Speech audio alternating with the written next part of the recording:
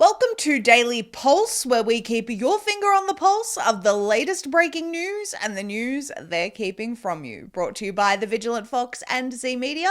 I'm your host, Maria Zeee. Tonight, Ghislaine Maxwell reportedly cleared Trump's name in a DOJ interview. We'll give you our thoughts on that. An Austrian teacher has been fired for refusing to use digital ID 1 year before retirement. And the Democratic Socialists of America want to abolish families and perform abortions in churches. Let's get into the Daily Pulse.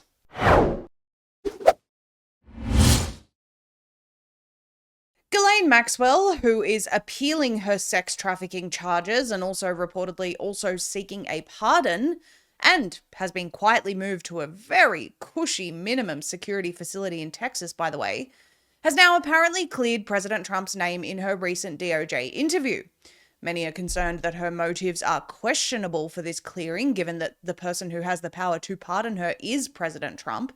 Many are also voicing that a convicted sex trafficker, particularly when it relates to minors and involvement in a worldwide blackmail operation, apparently to no one, cannot be trusted, no matter what she says. Nonetheless, we are now hearing that Ghislaine Maxwell reportedly cleared Trump's name in her DOJ interview. This in from Headline USA. It says, convicted sex trafficker Ghislaine Maxwell reportedly told the Justice Department in a recent interview that she never observed President Donald Trump doing anything around her that, quote, caused concern. Maxwell was recently interviewed by the DOJ about roughly 100 people who were associated with her and her accomplice, deceased pedophile Jeffrey Epstein. She has an appeal pending before the Supreme Court, and rumors are swirling that President Donald Trump may pardon her in exchange for information about his political enemies. A potential pardon would give Maxwell every incentive to clear Trump's name, which is what she did, according to a Wednesday report from ABC News. Maxwell said nothing during the interview that would be harmful to President Donald Trump, ABC reported, citing anonymous sources. Well, there is also an audio recording of the interview, the sources said, but it's not clear whether the admin plans to release the audio to accompany any public release of the transcript, the outlet added. The public release of the transcripts could come as soon as this week. So the admin is, in fact, considering releasing this transcript, according to NBC News. The transcript in which Ghislaine Maxwell, a child sex abuser, says she didn't see any behavior from President Trump that was of concern. What exactly does a child sex abuser use as a metric for concerning behavior, by the way? Because it doesn't get much more concerning than abusing children, but her moral compass allowed for that. Now, reportedly, top Trump officials will discuss an Epstein strategy at a Wednesday dinner hosted by J.D. Vance. The administration's handling of the Epstein case, as well as the need to craft a, quote, unified response, is expected to be a main focus of the dinner, three sources familiar with the meeting told CNN. There's nothing that really opens up your appetite to dinner like talking about a unified response to a worldwide child sex trafficking ring, you see. You can just picture the proceedings now. So guys, with this child sex abuse scenario that's absolutely destroyed our reputations worldwide, this is what we're going to do, okay? Everyone in agreement? Raise your hands. Yep, great, let's eat. In the meantime, the New York Times just dropped a bombshell Epstein mansion photos and documents article. So we're going to take you through some of this. New photos from inside Jeffrey Epstein's 7-story Manhattan lair reveal exactly how he entertained the world's most powerful people while hiding cameras in his bedroom. The entrance, lined with dozens of prosthetic eyeballs, a sculpture of a bride clutching a rope dangled in the main atrium, and apparently it gets much, much worse from here. Now, they also published the photo wall of power. Epstein's dining room credenza was a shrine to his connections, it says. Framed photos showed him with Pope John Paul II, Mick Jagger, Fidel Castro, Bill Clinton, Larry Summers, Richard Branson, Steve Bannon, Bill Gates, Trump and Melania, Ghislaine Maxwell cropped out, Saudi prince, plus a dollar bill signed by Bill Gates saying, "I was wrong." And we're just going to show you some of these photos in full here. so that everyone can see on screen what has been included by the New York Times. I have a lot of questions about this, by the way, and we will discuss them after we finish going through this thread. It goes on, his office had a first edition Lolita on display in Epstein's wood-paneled office with a taxidermied tiger on the floor. He showcased a green first edition of Vladimir Nabokov's Lolita. You know, the novel about an adult who repeatedly rapes a 12-year-old girl. Just sitting there on display while he hosted dinners with world leaders. You can see that image there. It goes on. Surveillance cameras mounted above his bed. Photos show cameras clearly visible in corners of Epstein's bedroom and adjoining rooms. His massage room was stocked with lubricant and paintings of naked women. This is where he directed teenage girls recruited from Queens middle schools to massage him, according to court records. Stephen Bannon filmed hours of interviews here in 2019. Epstein kept framed Bannon's selfies in multiple rooms, it says. Apparently we have more on the 2016 birthday letters as well. Woody Allen reportedly wrote, "The dinners reminded him of Dracula's castle, where Lugosi has 3 young female vampires who service the place." Former Israeli Prime Minister Ehud Barak called Epstein a collector of people. Mortimer Zuckerman suggested meal ingredients that would enhance Jeffrey's sexual performance, and also sending tributes, Noam Chomsky, MIT's Joichi Ito, physicist Lawrence Krauss. Now here's where my questions about this arise. Who is this source that has given this to the New York Times, and why are they only releasing this now? The Epstein problem has existed in this world for many years, yet only now do we apparently have this drip commitment from the MSM to transparency and uncovering the truth about Epstein. We hear the argument often that if they had anything on Trump, the Democrats would have released the files well before now. Well, that may be the case, but having said that, if they did that, it would also expose many of them also. Epstein doesn't discriminate. There are sick people on all sides of the political aisle, believe you me. However, it is interesting that all of this information is suddenly being released about Trump specifically. Is he right in a way when he says the files are a hoax, in the sense that something in the background has been coordinated with the MSM and friends in the political world to spin this to be largely about Trump and not focus on everyone involved and the true core of the Epstein blackmail ring, which no one seems to be able to get to the bottom of in the MSM or in politics? This may be the case, but it doesn't excuse the administration's complete failure to deal with this saga accordingly. Many of Trump's people over the years have demanded full transparency around the Epstein files, and we haven't forgotten that. If there is in fact some sort of hoax behavior here, and if they want to gain the trust back, the only solution is to release all of the information, as well as information they've gathered to suggest a coordinated hoax or conspiracy in the background now, if that is the case, and show the public what the original information is in full, as well as what's been apparently coordinated in the background since. We'll finish by saying that a testimony from a convicted child sex trafficker is not going to appease the public. Mark my words. Imagine being in your 20s, newly married, and given just 60 days to live by the Mayo Clinic after a grueling cancer diagnosis. That was Rick Hill's reality in 1975 until a letter led him to a Tijuana clinic. There, he embraced Laetrile B17 supplements, enzyme therapies, a raw organic diet, and detox protocols. Within just 3 weeks, Rick was off morphine, gaining strength, and today, in his 70s, he's been cancer-free for 50 years. His story, featured on the Daily Pulse, proves the power of natural alternatives. Now, thousands have followed suit. Richardson Nutritional Center's Laetrile B17 and enzyme therapies, paired with organic produce kits and detox support from trusted retailers, are transforming lives. Rick reports even people who are suffering from the shots are achieving the same results he did. To use the same protocol that saved Rick Hill's life and receive a free copy of his book, go to rncstore.com/pages/ricksbundle and use the discount code PULSE for an additional 10% off your first order. That link again is rncstore.com/pages/ricksbundle, and remember to use discount code PULSE for an additional 10% off your first order. Well, everyone, mandates are back. in the form of digital ID. You didn't think the worldwide surveillance and monitoring and forced compliance would end at COVID, did you? People are now starting to be punished for not obtaining either a form of digital ID or digital ID itself. Many people don't know this, but in Australia already, company directors are mandated to get a director ID or risk fines, civil penalties, and even criminal charges, with max penalties potentially reaching up to $1.1 million. Well, now an Austrian teacher has been fired for refusing to use digital ID 1 year before retirement. This in from LifeSite News. The teacher, whose career spanned 35 years, refused to log grades using the new ID Austria system, arguing the state cannot mandate digital ID for employment, with plans to fight it in court. The article says that a teacher in Austria has been fired from her job for refusing to use digital ID.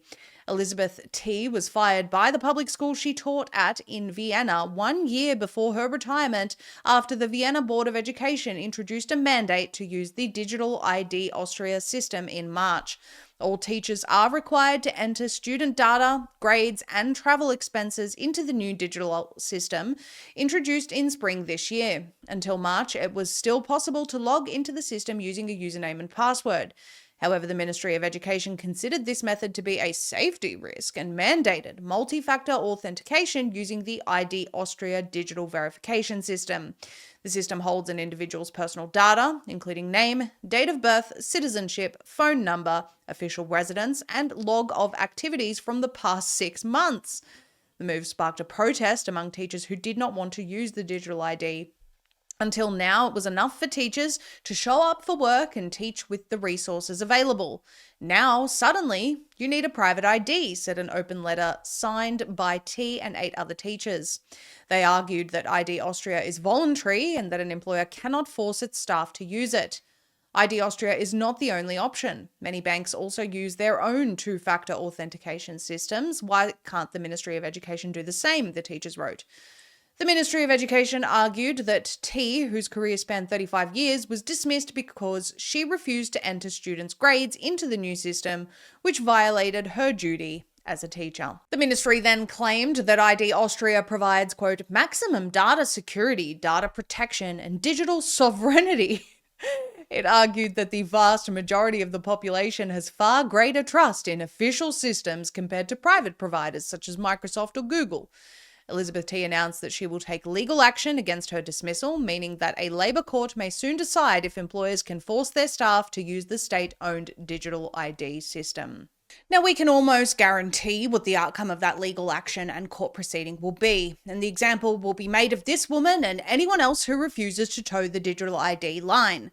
Remember when they said COVID shots are not mandatory, you just can't work without one, but it's still your choice.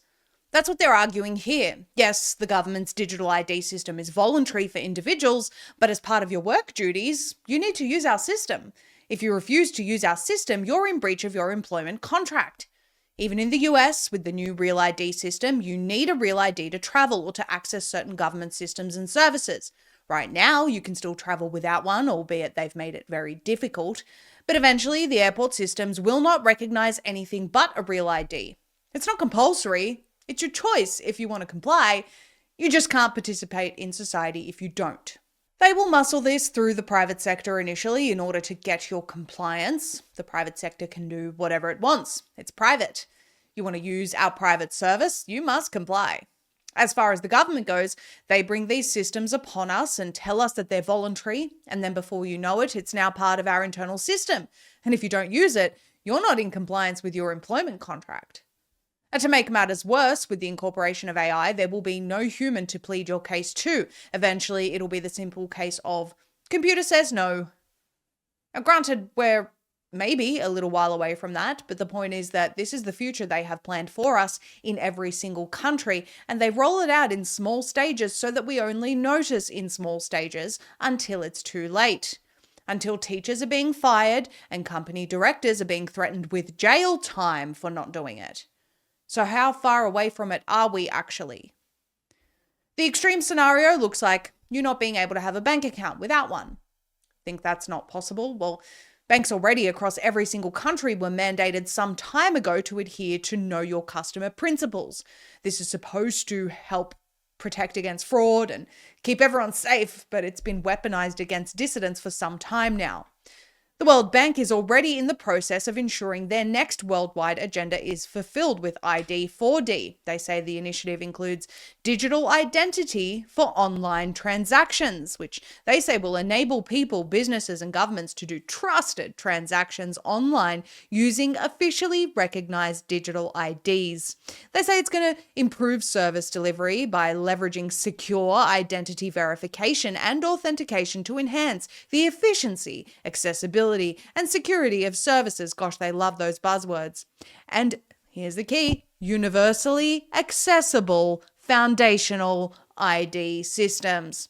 ID systems, population registries, and civil registries that are inclusive of all and serve as authoritative sources of core identity data. Now, this may seem like a hopeless situation, and we certainly don't mean to disparage that woman from fighting this in court. It's what everyone should be doing. We make the point about the stages this is done in order to illustrate that if the stages aren't stopped dead in their tracks in the early days, by the time this is fully rolled out, it will be too late. Just like the COVID mandates. If everyone said no at the beginning, there would have been no mandates, no lockdowns, no forced business closures, no mandatory vaccines. The same thing must happen with digital ID. No. This begins with you in your local town or neighborhood. Discuss it with your friends, family, and local shopkeepers, supporting them rather than big business, who is much more likely to immediately comply once this is enforced upon them. As the old saying goes, keep cash alive. Keep real money like gold and silver. Or the next thing you know, you'll have to get a mark on your forehead or right hand with a 666 in order to do any banking or maybe even leave your house. We say no. In his revealing book, The Bible and Gold, author Alan Armstrong examines a troubling truth. Our modern monetary system directly contradicts biblical finance principles of honest weights and measures. Gold isn't just a metal, Armstrong writes. It's God's testimony in the ground that truth is weighty, value is real, and justice is measurable. Genesis Gold Group has built their entire approach to retirement protection on these same timeless principles.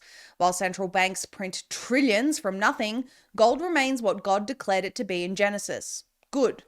Armstrong's exploration of gold and sound money couldn't be more timely. From the tabernacle to Solomon's temple to the streets of New Jerusalem, Scripture consistently presents gold as God's standard of honest value. Genesis Gold Group's faith-driven experts help you transform vulnerable retirement accounts into physical precious metals. Not paper promises, but tangible wealth that preserves purchasing power against the very devaluation Armstrong diagnoses. Why trust your family's future to a system built on monetary deception when there's a biblical alternative? Visit goldbiblepulse.com today for your free copy of The Bible and Gold and schedule a consultation to align your retirement strategy with God's principles of honest money. That's goldbiblepulse.com. Honest money for uncertain times. Zohran Mamdani, the Democratic nominee for mayor of New York City in the 2025 election, is a member of the Democratic Party and the Democratic Socialists of America. Well, today, the Gateway Pundit brings us a video of the Democratic Socialists of America panel saying they want to abolish the family and perform abortions in churches. Now, we're going to play you the video in a moment, but we wanted to give you a little bit of background about this event. So, during a recent event for the Democratic Socialists of America, panelists argued in favor of performing abortions in churches and dismantling the family unit, among other completely insane things. And I would say that that's truly an understatement. But it's very important to remember that these people are the ones driving the candidacy of Zohran Mamdani in the New York City mayoral race. If he were to win that election, these people would have his ear. The fact that they're saying these things so openly indicates that their confidence is very high, although that confidence might be misplaced. The Post-Millennial reports the panel titled The Left and the Family, a Roundtable, took place on July 4 and was part of the Socialism Conference in Chicago. The video was uploaded to YouTube on Friday, and DSA wrote in the caption that the nuclear family is, quote, an inherently repressive, racist, and heterosexist institution that functionally reinforces and reproduces capitalism. Speakers included Emily Janakiram of New York City for Abortion Rights, University of Chicago socialist Iman Abdelhadi, Katie Gibson of the University of Chicago, and a BDS activist and Portland DSA member, Olivia Katby. Throughout the discussion, panelists linked capitalism and the nuclear family, calling both oppressive systems in need of transformation. Katie Gibson claimed that the children born into low-income families are treated as if they have committed a crime, and criticized the legal authority of parents, saying if you're born into a home headed by a Christian fundamentalist tyrant, for instance, you have the rights that Christian fundamentalist tyrant gives you. She also drew a comparison to President Donald Trump as a tyrant for children under state care. Let's play you some of what they said. And on that revolutionary horizon, want to perform abortions in a church, but before it's all said and done. The only real difference between marriage and prostitution is the price and the duration of the contract. Okay, wait. Before we go any further, we just need to stop for one moment here to recap the statements of these utter lunatics still wearing masks in the middle of 2025. The video starts with an attendee stating that on that revolutionary horizon, we want to perform abortions in churches. One of the panelists is enthusiastically nodding along. What on God's green earth would possess someone to desire to kill babies inside churches specifically? Like, guys, first order of business, we have to kill babies inside churches. This is the revolution the world needs. Turn churches into an altar of Baal for sacrificing babies. Mandated. Then the other masked panelist, wearing open-toe sandals, says, with confidence, that the only difference between marriage and prostitution is the price and the duration of the contract. So in this first exchange, we hear sacrificing babies in a church. In the second statement, they attack the holy Christian sacrament of marriage and compare it to prostitution.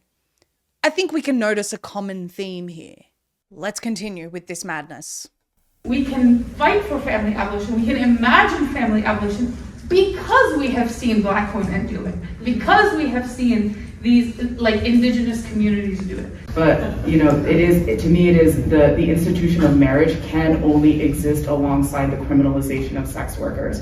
Children whose parents are unable to provide either housing, food, or safety are treated as if they have committed a crime. So kids themselves are treated as if they have committed a crime if they're not born into a family that can support them. In addition to abolition of family policing, you argue for abolition of the family in general, and say that the institution of the family acts as part of the carceral system in the way that it reinforces children as property. I think the left is constantly surprised at how few people are ready for revolt, despite, the extremely dire conditions that we are in that keep becoming more and more dire every day. Women and children are the most harmed by capitalism, but also women and children are the architects of their fate.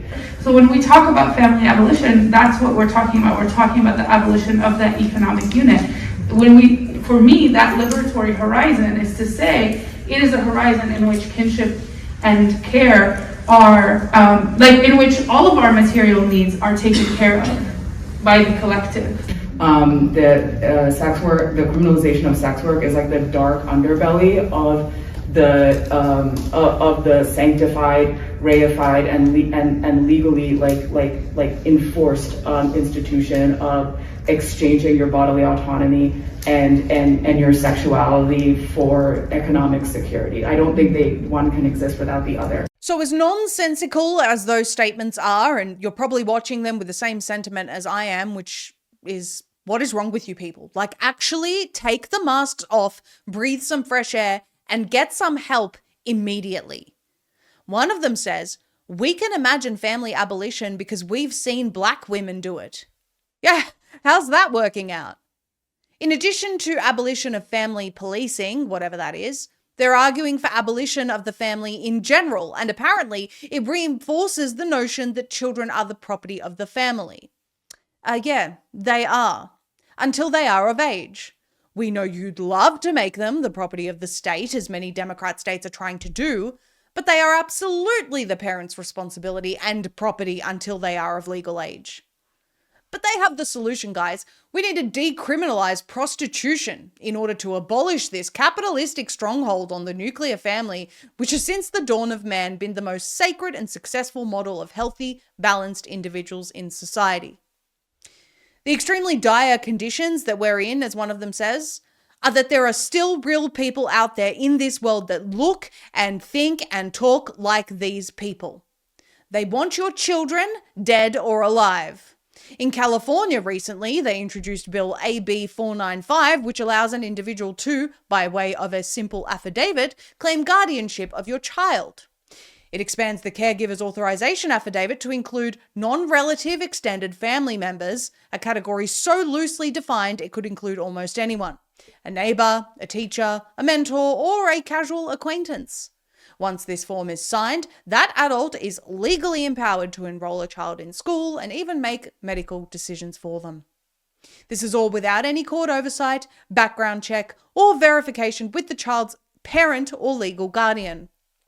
And when these people talk about children not belonging to their parents and instead belonging to everyone in this fake utopian socialist society where they think they and people like them will be capable of caring for one another or anything at all, they're talking about bills just like AB 495. A reminder that Zohran Mamdani is a member of this party that thinks like this. These people must be identified clearly for who they are and, as the saying goes, run out of town. Are you protected in a world where threats of EMPs, solar flares, 5G, and all types of EMF are interfering with our very existence? Escape the grid with Escape Zone, bringing you the highest quality Faraday technology for ultimate preparedness. Choose when and where your devices are detectable. Faraday bags protect you from EMPs, car theft, card and device skimming, identity theft, tracking, Bluetooth, and GPS. Choose from premium mobile Faraday bags, crossbody bags, laptop bags, and even women's handbags, or opt for the optimum protection with a ballistic backpack, combining cutting-edge Faraday technology with a ballistic 3A Kevlar for the ultimate protection and preparedness. Now you can also protect from EMF with their top-notch EMF beanies and blankets, shielding you from some of the most harmful frequencies in our environment. Whatever your needs are, Escape Zone has you covered, and their range is perfect for personal use, family use, or even as a gift for someone you truly care about. Visit escapezone.com/pulse and protect you and your loved ones today. That's escapezone.com/pulse.